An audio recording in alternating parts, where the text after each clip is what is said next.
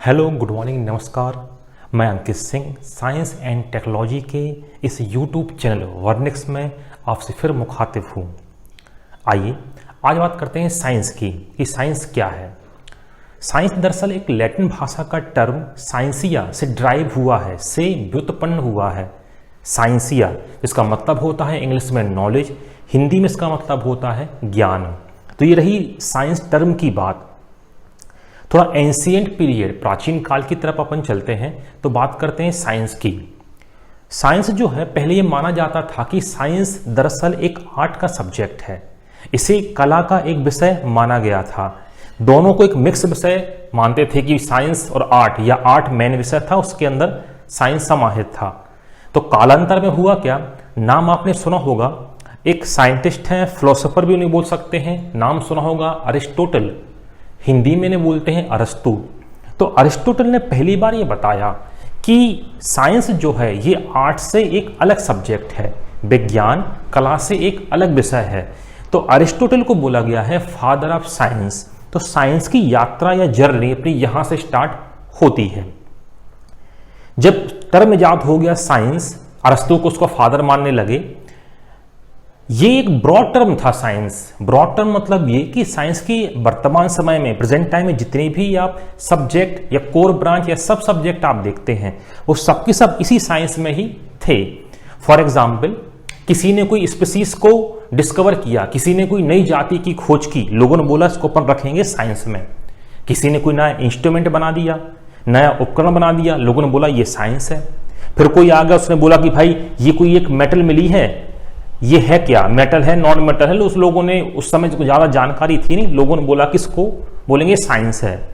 तो साइंस एक broad subject हो गया था, ये सबको समाहित था। और एग्जाम्पल आप ले सकते हैं, जैसे किसी ने प्लांट की एनाटॉमी बता दी या किसी एनिमल की फिजियोलॉजी बता दी, तो लोगों ने बोला ये सब क्या है, साइंस है। तो साइंस एक टर्म ना रह के एक ब्रॉड सब्जेक्ट हो गया। अब यहां पे हुआ क्या, समय गुजरता गया तो कुछ बुद्धिजीवी लोग आए, तो उन्होंने इसकी ब्रांचेस को बनाना शुरू किया। नाम आपने सुना होगा, नाम एक आता है आइजैक न्यूटन। इनने बोला कि आसपास जो अपने को फिजिकल जितने भी इन्वायरमेंट में चीजें दिखाई दे रही हैं, भौतिक जितनी वस्तुएं दिखाई दे रही हैं, जैसे light, work, power, energy, velocity, speed, कार्य, ऊर्जा, बल, गति, वेग, ये जो आपको आसपास चीजें दिखाई दे रही हैं, इन्होंने बोला इन सबको मिला के एक ब्रांच बनाएंगे। तो इनसे पूछा गया तो बताइए साहब कि ब्रांच का नाम क्या रखा जाएगा। तो इनने नाम सुझाया कि इसको बोलेंगे अपन फिजिक्स। तो फिजिक्स नाम सुझाया किसने, आइजैक न्यूटन ने। तो आइजैक न्यूटन साहब को तभी से बोलने लगे फादर ऑफ फिजिक्स। यहां से यात्रा ये स्टार्ट होती धीरे धीरे करके। फिर एक साइंटिस्ट आए, इनका नाम आपने हो सकता हो सुना हो, लेबुसियर। लेबुसियर ने पहली बार ये बताया कि भाई this is metal, this is characteristics of metal, ये धातु है, ये उनके गुण हैं। This is non metal, this is characteristic of non metal, ये अधातु है, ये उसके गुण हैं। दिस मेटलॉइड, ये उपधातु है, ये उसके ये गुण हैं। तो पहली बार ये बताया था लेबुसियर ने।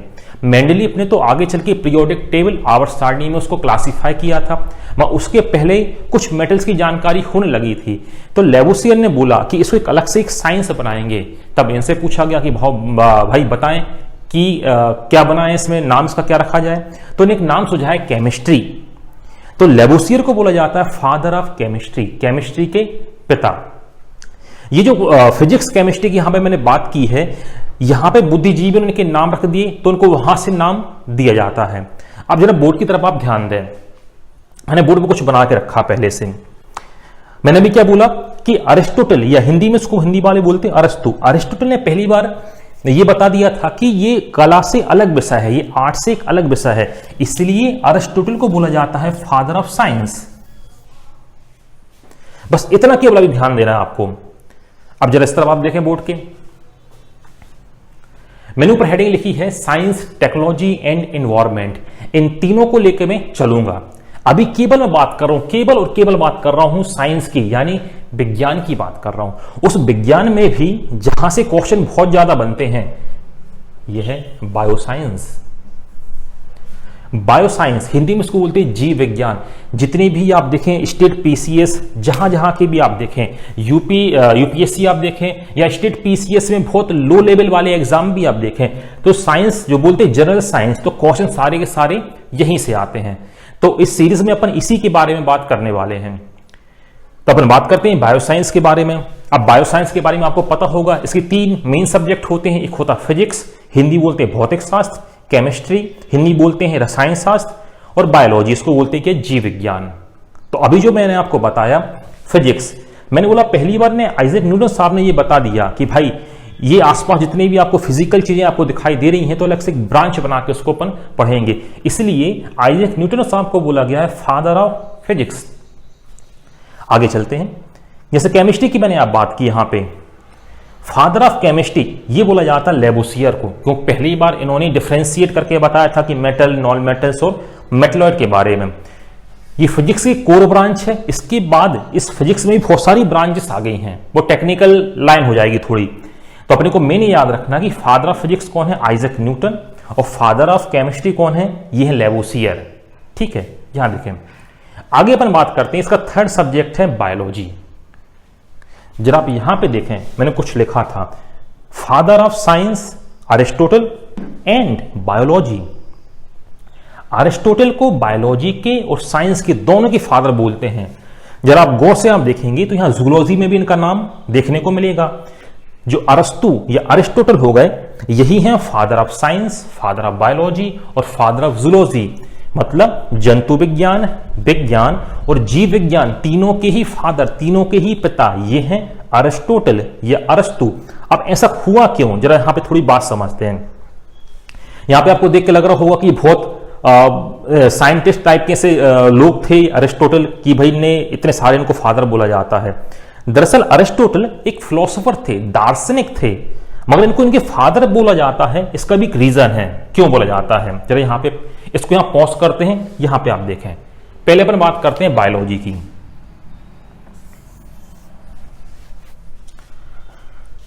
बायोलॉजी को आप ध्यान से देखो, ये जो टर्म जो है बायोलॉजी, ये दो साइंटिस्ट ने पहली बार दिया था।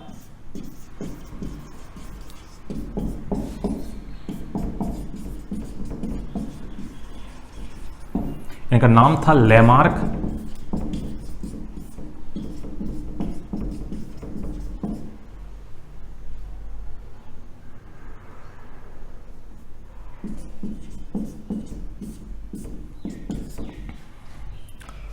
बायोलॉजी शब्द है, इसको 2 वैज्ञानिकों ने पहली बार दिया था। ये थे लेमार्क और ट्रेविरेनस। अच्छा, अब इन्हें नाम बायोलॉजी शब्द सुझाया और इसका मीनिंग भी बताया। तो मीनिंग में आपको यही बता देता हूं, सारी फिर यहां से कहानी क्लियर होगी।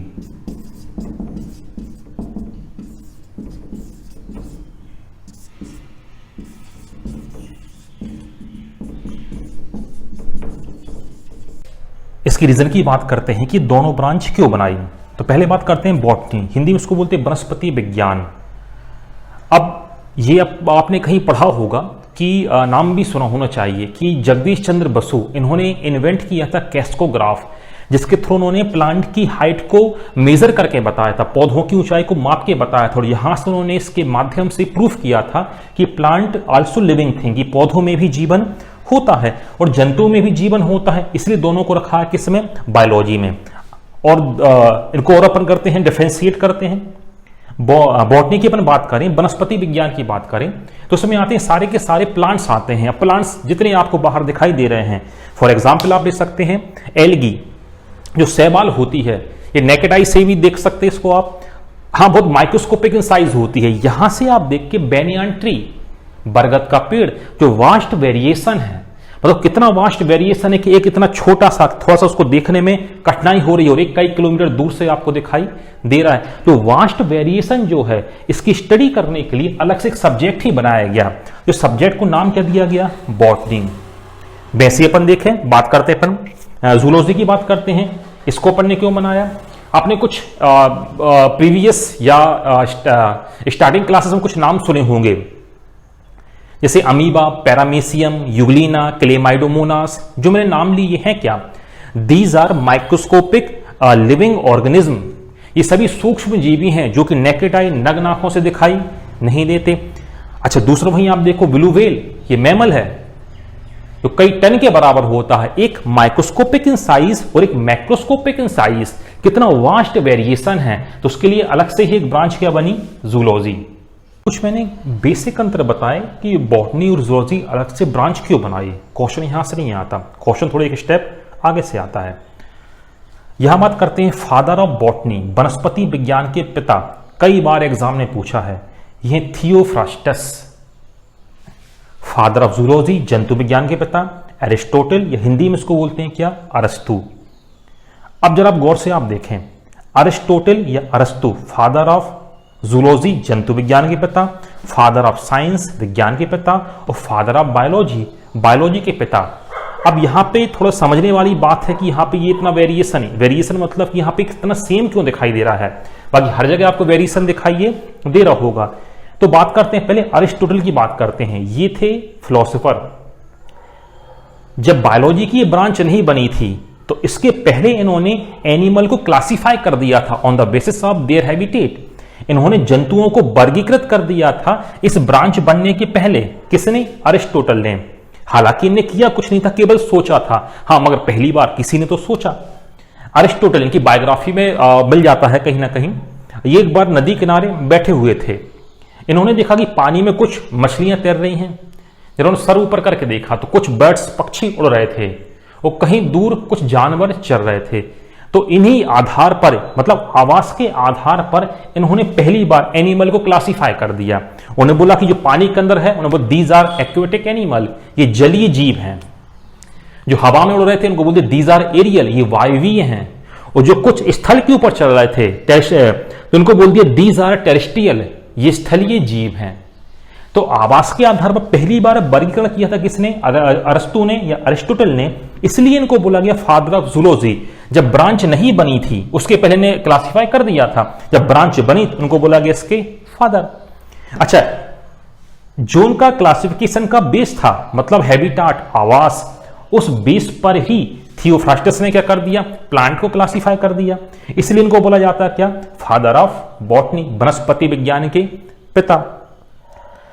तो यहां पे अपन देखते हैं एरिस्टोटल को बोलते फादर ऑफ बायोलॉजी, क्योंकि इस बनने से पहले इन्हें एनिमल को क्लासिफाई कर दिया था। जब ब्रांच बनी तो उनको बोल दिया फादर ऑफ जूलॉजी। तो father of biology, father of zoology, father of science, ये तीनों ही है क्या, अरिस्टोटल।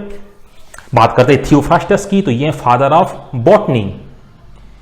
तो यहां से जितने भी एग्जाम हैं, चाहे आपके स्टेट लेवल के और स्टेट लेवल में भी जितने भी लोअर लेवल से लेके हायर लेवल तक के एग्जाम में, यहां से बेसिक क्वेश्चन कैसे कैसे आते हैं मैं आपको जरा एक बार बता देता हूं। आप पुराने पेपर्स उठा के आप देखना तो पूछते हैं father of physics, father of chemistry, father of botany, zoology, science, biology, और who gave the term biology, biology शब्द किसने दिया। तो एक बार क्विक रिवीजन करते हैं, जल्दी से मैं आपको बताता हूं। अपन देख रहे हैं साइंस टेक। तो साइंस टेक में केवल मैं आपको बता रहा हूं साइंस, बायो साइंस। अभी मैं आपको कोई सब्जेक्ट नहीं पढ़ा रहा हूं, केवल उनका मैं ओवरव्यू आपको दे रहा हूं। जब सब्जेक्ट में आपको पढ़ाऊंगा तो यही सब्जेक्ट जो आपके दिखाई दे रहे हैं, इन्हीं को डिटेल में अपने को देखना है। तो बायो साइंस में अपन बात करते हैं पहले फिजिक्स। तो फादर ऑफ फिजिक्स कौन, Isaac Newton. Father of chemistry Lavoisier. Father of biology Aristotle. Father of science Aristotle. Father of zoology Aristotle. Father of botany Theophrastus. तो ये सारे के सारे क्वेश्चन कहीं ना कहीं किसी न किसी एग्जाम में पूछे गए हैं। साइंस की इस लंबी यात्रा पे जाने से पहले कुछ तैयारी कर लेते हैं। तैयारी से मेरा मतलब मेरे पीछे कुछ लिखा हुआ है, शायद आपको दिखाई दे रहा होगा।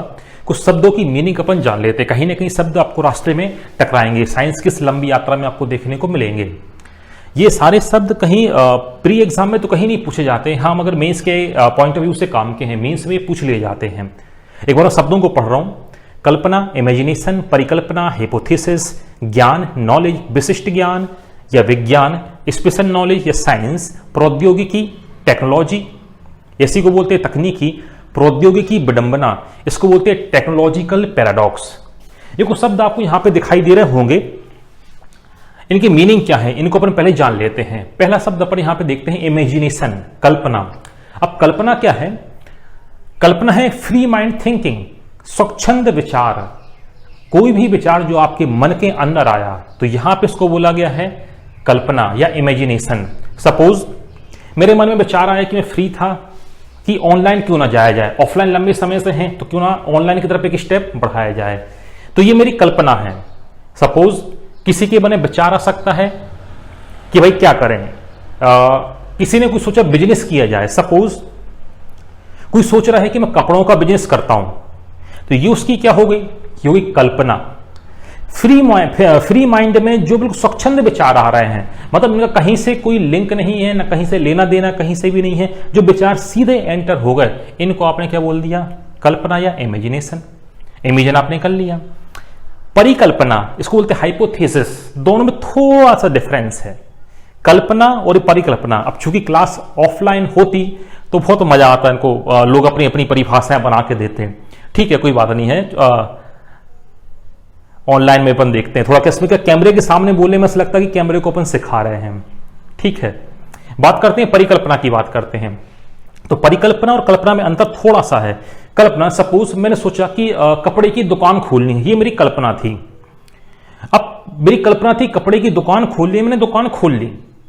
मुझे पता नहीं कौन सा कपड़ा मार्केट में ज्यादा बिक रहा है, किस सीजन में मुझे कपड़ा रखना है, किस सीजन में मुझे कपड़ा नहीं रखना है। केवल ये मात्र मेरी क्या थी, कल्पना थी। जब कल्पना पूर्व के अनुभव के आधार पर हो, आपका पास्ट का कोई एक्सपीरियंस उससे जुड़ा हो, तो इसको बोला जाता है परिकल्पना। जब कल्पना पूर्व के अनुभवों पर आधारित होती है, इसको बेस बना के, मतलब इमेजिनेशन आपका कहीं ना कहीं था, हाँ, मगर कहीं बेस बनाया था उसका आपने, कहीं पूर्व में कहीं आपने एक्सपीरियंस लिया था, तो उसको अपन बोलते हैं परिकल्पना। सपोज मुझे कपड़ों की दुकान खोलनी है, तो ये मेरी कल्पना थी, इसको परिवर्तित कर रहा हूं परिकल्पना में। परिकल्पना को या तो मैं किसी से उधार भी ले सकता हूं, पहले खुद ही अपन लेके देख रहे हैं परिकल्पना को। मैंने कपड़ों की दुकान खोली, मुझे कुछ अनुभव नहीं था, बिजनेस का मुझे भी नहीं पता था, मैंने दुकान खोली, मुझे घाटा लगा, मेरी दुकान बंद हो गई। अगली बार जब मैं दुकान खोलने की सोचूंगा, सपोज कोई दूसरा बिजनेस में सोच रहा हूं, तो पूर्व का ज्ञान, पास्ट का जो एक्सपीरियंस है, पास्ट का जो नॉलेज है, उसको मैं सोच के इस बार कुछ काम करूंगा। ये पिछली बार मुझे इस सीजन में घाटा हो गया था, तो वो कहलाती है हाइपोथेसिस या परिकल्पना। जब उसके साथ पास्ट के एक्सपीरियंस जुड़ जाएंगे, आपके प्राचीन या पास्ट मतलब पुराने अनुभव उसके साथ आपके साथ अटैच होंगे, जुड़ जाएंगे, तो ये कहलाती है परिकल्पना। आगे बात करते हैं ज्ञान या knowledge. Knowledge is bunch of hypothesis. जब बहुत सारी हाइपोथेसिस एक साथ जुड़ जाती हैं तो इसको पर बोलते हैं ज्ञान। भाई बहुत सारी परिकल्पनाएं आपके पास है, मतलब बहुत सारा अनुभव आपके पास है, जो अनुभव को पुलिंदा है, अनुभव का जो बंच है, उसी को यहां पे क्या बोल दिया गया है, नॉलेज या ज्ञान।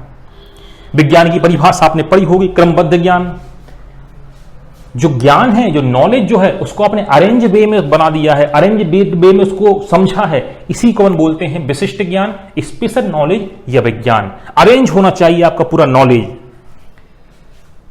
आगे शब्द सुना होगा, मैंने अभी पहले लिखा है प्रौद्योगिकी, टेक्नोलॉजी, हालांकि इसके ऊपर मैंने चर्चा नहीं की थी, यहां थोड़ी देर बात करते हैं। प्रौद्योगिकी या तकनीकी, ये क्या होती है, प्रौद्योगिकी क्या है या तकनीकी क्या है, शब्द आपने सुने होंगे। या टेक्नोलॉजी क्या कहलाती है, ये क्या होती है। अब आप देखिए, ये है साइंस। इस साइंस से मैंने कोई नई चीज बना दी है, या इस पर बेस्ड मैंने कोई नया इन्वेंशन कर लिया है, ये कहलाता है प्रौद्योगिकी। सपोज मुझे ये पता था कि मैं पानी को यदि रोक दूं तो उसकी पोटेंशियल एनर्जी इंक्रीज हो जाती है, उसकी स्थितिज ऊर्जा बढ़ जाती है, ऊपर से छोड़ूंगा तो वो काइनेटिक एनर्जी गतिज ऊर्जा में कन्वर्ट होगी, टरबाइन पे घुमाऊंगा तो मैकेनिकल में कन्वर्ट होगी, टरबाइन के थ्रू मैकेनिकल इलेक्ट्रिकल में कन्वर्ट होगी और मेरी बिजली बनेगी। तो ये मेरा क्या था, ज्ञान था, ये मेरा क्या था, विज्ञान था। जो विज्ञान था उसका मैंने यूज कर लिया, उसको मैंने कहीं इंप्लीमेंट कर दिया, उससे मैंने कोई साधन बना लिया है, तो वो कहलाती है प्रौद्योगिकी। सपोज और ढेर सारे इसके एग्जाम्पल हो सकते हैं। मुझे ये पता था कि भाई सन में एनर्जी होती है, सूर्य में ऊर्जा होती है, मैंने सोलर प्लेट को इन्वेंट कर दिया, उसके थ्रू मैंने उसको इलेक्ट्रिकल एनर्जी में कन्वर्ट कर दिया। जो इलेक्ट्रिकल एनर्जी में जो कन्वर्ट किया है, ये है मेरी टेक्नोलॉजी या तकनीकी। नॉलेज तो मेरे पास था, विज्ञान तो मेरे पास था, या विशिष्ट ज्ञान तो मेरे पास था, स्पेशल नॉलेज की इसमें एनर्जी है, उसको मैंने सोलर प्लेट से कन्वर्ट कर दिया, फोटोवोल्टिक सेल से मैंने उसको कन्वर्ट कर दिया, ये है मेरी टेक्नोलॉजी। आगे इसमें अंतिम बात करते हैं टेक्नोलॉजिकल पैराडॉक्स, इसको बोलते हैं प्रौद्योगिकी विडंबना। अब ये क्या है, जरा इसको पर समझते हैं। कोई भी तकनीकी हो वो ऐसी बनाई जाती है ताकि अधिकतम लोगों को लाभ हो, किसी को नुकसान देने के लिए नहीं बनाई जाती। सपोज मेरे पास तकनीकी टेक्नोलॉजी क्या थी, मैं पानी रोक के डैम बना के मैं बिजली बना पा रहा था, ये मेरी थी टेक्नोलॉजी। सपोज खुदा ना खास्ता मेरा डैम फेल हो जाए, अब मेरा डैम फेल हो गया तो पता चला कि बहुत सारी बस्तियां, बहुत सारे गांव बह गए। मैंने वो डैम जो बनाया था इनको बहाने के लिए नहीं बनाया था या लोगों को मारने के लिए नहीं बनाया था। मैंने किसके लिए बनाया था, मैंने एनर्जी के लिए बनाया था। जो मैंने एनर्जी के लिए बनाया था, मगर मेरा डैम हो गया, फेल हो गया, तो यहां पे जो मेरी इसको अपन बोलेंगे टेक्नोलॉजिकल पैराडॉक्स, प्रौद्योगिकी विडंबना, मतलब मेरी तकनीकी फेल हो गई। अब इससे बचने के लिए क्या करना चाहिए, जो प्रौद्योगिकी विडंबना है या टेक्नोलॉजिकल पैराडॉक्स है, इससे बचने के लिए सबसे अच्छा है उपाय रिसर्च एंड डेवलपमेंट, शोध कार्य करना। इसका मतलब मेरी टेक्नोलॉजी इतनी अच्छी नहीं थी जो बांध लंबे समय तक खड़ा रह सके, तो कहीं ना कहीं उसमें दिक्कत आई, तो उसको रोकने का इसको रोकने के लिए करना क्या पड़ेगा, आपको करना पड़ेगा शोध कार्य, रिसर्च और डेवलपमेंट इसमें आपको करना पड़ेगा। तो ये कुछ शब्द मैंने आपको दिखाए जो कहीं ना कहीं साइंस में उपयोग होते हैं, हालांकि मेंस में बहुत ज्यादा आपको देखने को मिलेंगे ये। तो यहां तक ये जो मैंने आपको दिया है ये सब कहलाता है इंट्रोडक्शन ऑफ साइंस। अभी एक वीडियो उसके बाद मैं और इसमें अपलोड करूंगा इंट्रोडक्शन ऑफ साइंस का। तो ये जो है ये सारे के सारे शब्द आपको मेरे ख्याल से समझ में आए होंगे। वहां पे जो मैंने अभी बताया था और उनके फादर जो अलग अलग एग्जाम में पूछे गए हैं। किसी को भी कोई डाउट हो तो कमेंट बॉक्स में आके पूछ सकते हैं, कोई दिक्कत नहीं है। एक वीडियो को एक दो बार आप देखेंगे तो आपको चीजें याद हो जाएंगी। थोड़ा सा मैं आपका बेस बना रहा हूं, अभी मैं आपको साइंस नहीं पढ़ा रहा हूं, साइंस केवल मैं आपका बेस बना रहा हूं ताकि आगे पढ़ने में अपने को आसानी हो। जो मैंने आपको सब्जेक्ट लिखे थे फिर उनको अपन देखेंगे, फिर आप कमेंट में बताना कौन से सब्जेक्ट से मैं स्टार्ट करूं, कहां से अपने को पढ़ना चाहिए।